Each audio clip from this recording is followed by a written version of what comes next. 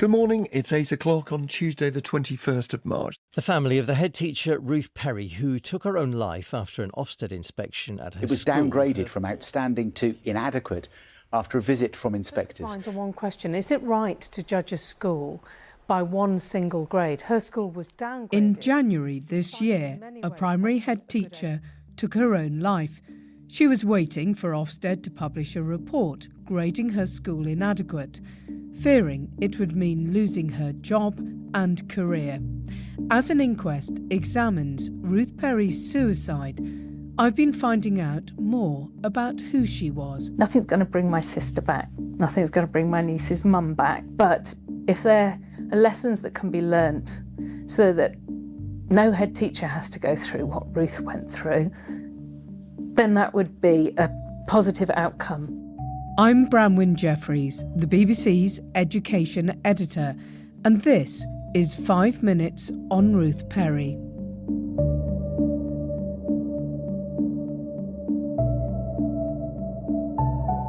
Yes, and these were from the school.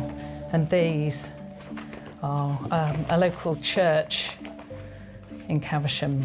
At her home in Reading, Ruth's sister Julia has kept all the condolence books and cards.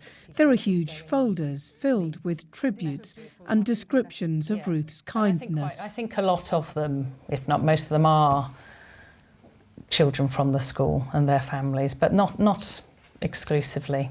Some came from the local community after Ruth died in January. Others from strangers after Julia decided to speak publicly after the Ofsted report was published.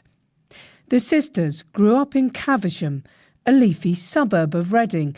Both of them went to the primary school in the village. We were both good girls academically. Ruth was probably better behaved than me. She was sort of hardworking and neat and serious, but with a little sort of mischievous side and good fun, but she kept the sort of mischief and the fun out of the classroom, I think. Ruth qualified as a primary teacher specialising in maths and started her working life in inner city East London. She absolutely loved it and thrived. She loved the children. She loved the ability to be creative and imaginative, to spark children's imagination. She was very, very committed to getting the most out of all children, whatever their backgrounds. Ruth Perry moved back to Reading, initially to a school in a less affluent area, then to Caversham Primary School as deputy head, a job she was in when it was graded outstanding by Ofsted in 2009. The following year, Ruth Perry became head teacher of the school she'd attended as a small girl. Living locally, she was well known in the community. It had definite pressures. She actually enjoyed that feeling that you get, I think, as a head of a primary school in particular, of being right at the heart of a community, being known, but knowing so many of the people around you as well. In 2019, Ruth Perry volunteered to take part in testing new Ofsted inspection measures, sharing the glowing, informal feedback afterwards with parents in a newsletter. On the 15th of November 2022, inspectors arrived for a 2-day full inspection of Caversham Primary School. Ofsted said they found serious concerns about systems to keep children safe. Ruth Perry knew the school would automatically be graded inadequate, even though the quality of education was praised. Government policy would mean an academy school trust taking over. Julia says her sister couldn't stop thinking about the consequences that would follow the report being published. The public shaming, the loss of a job, a career, your reputation, your livelihood, your income, the fear of having to move all your family.